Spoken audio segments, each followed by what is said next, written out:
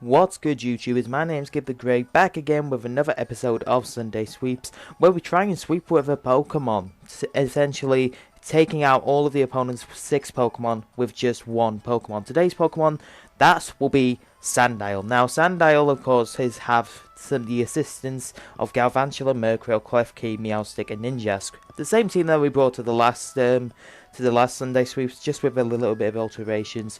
But as you can see, we have our opponent here, Dom, who's got a Skrelp, Trevenant, Scraggy, Swampert, Delphox, and a Galvantula of his own.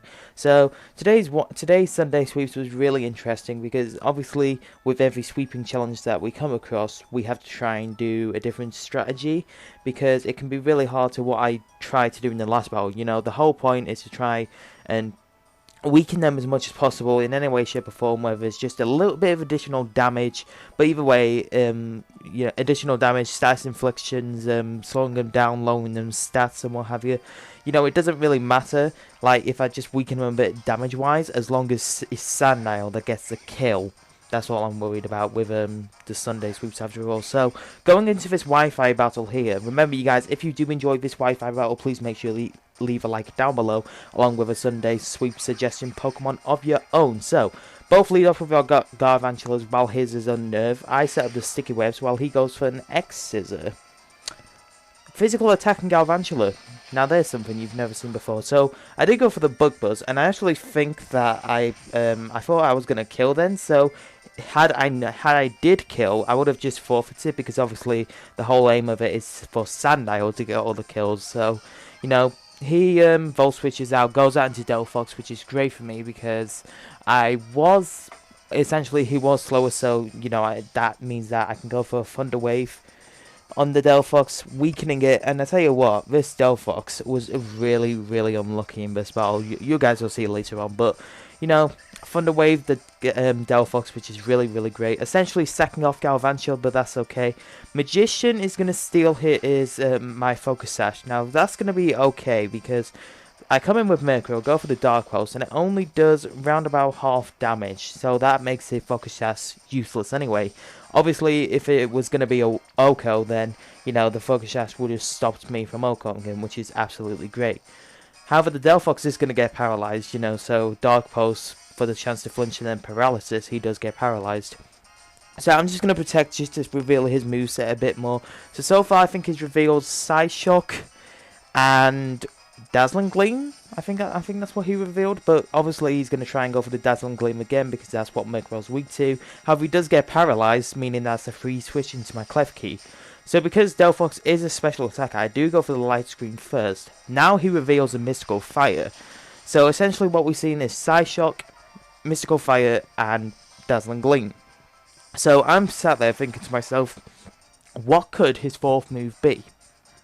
And while I'm thinking about that, he gets paralyzed. So just in case somehow this is a mixed Delphox, which I don't think anyone runs, I go for the Reflect. He does go for the Dazzling Gleam. Of course, I'm going to resist that, but you know, he does have to go for another move beside Mystical Fire because of Torment, which stops him from using the same move twice in a row, which is really, really good for me. So I swap into my Meowstic here. He does get paralyzed again. It seems like whenever I swap into a new Pokemon, he gets paralyzed.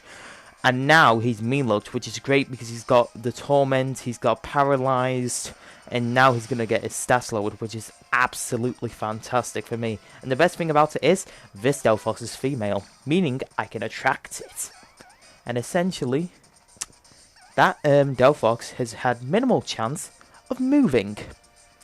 So because he's going to be immobilized by love, or paralyzed, and now it's time to start confiding in him, which is going to lower his special attack by 1 stage each and every time. So essentially what we're going to do is we're going to go for 6 confides. So we're just lowering his special attack bit by bit. You know, first time we went for confide, he was immobilized. Second time he was paralyzed. Third time we go for confide, meaning he's at -3 now, so he's literally going to do no damage to Meowstic here. Is he going to be infatuated?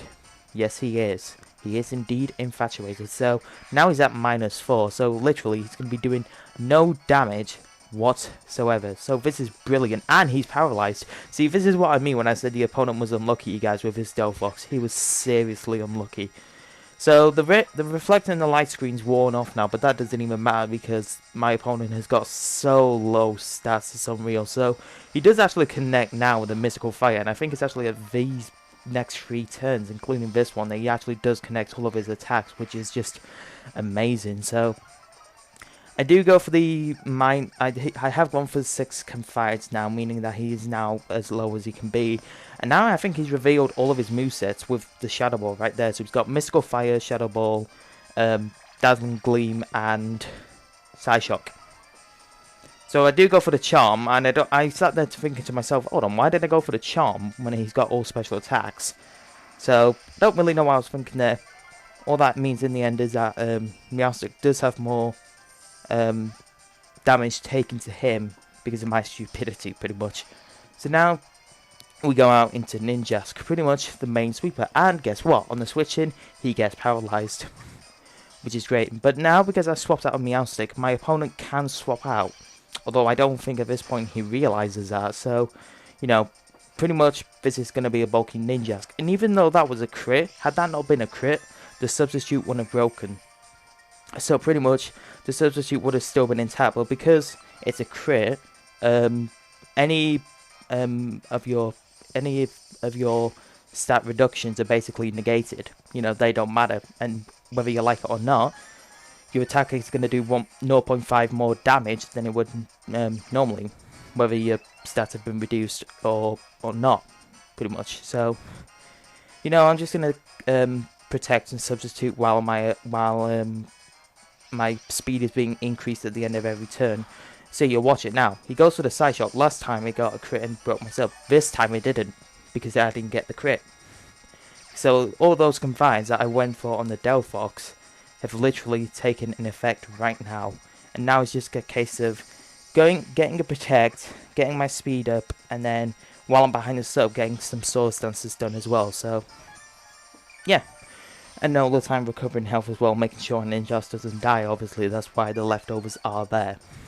Because, you know, I think the only offensive mon that, apart from our sweeper, is Murkrow, because I think the only Murkrow has an attacking move being Dark Pulse. I mean, obviously Galvantula's got Bug Buzz and Volt Switch, but, you know, that is invested in special attack, and I don't want it to kill. So, Murkrow, I think, is invested in HP and special defense, because I'm pretty sure our Klefki is invested in physical defense and HP. So, you know, so I think we've got +4 right now after 2 sword stances, which is absolutely great. As my opponent does get paralyzed again, my Ninjask is still sitting behind a sub. Now, what I would like to pass the sub off to Sandile when I'm ready to start sweeping, but I think later on in the game I don't need the sub, because I'm pretty much going to start sweeping now anyway. So I think this is my final sword stance here. He does go for the side shock, because obviously he's still tormented. He can't go for the same move twice. So I think after this, I think I went for 1 more protect just to try and get to maximum health before I actually baton pass over to Sandile. However, he realizes that he can now swap out, so, you know, he could have stopped me from setting up any sooner. But, you know, I'm already two set up now, so he's going to swap into his Galvantula, go down. The sticky webs are going to affect him. My protect's going to fail because obviously he's not going to attack me. And now we start sweeping. So remember, you guys, if you do enjoy this Wi-Fi battle, then please make sure you leave a like. But I hope you enjoy the sweep.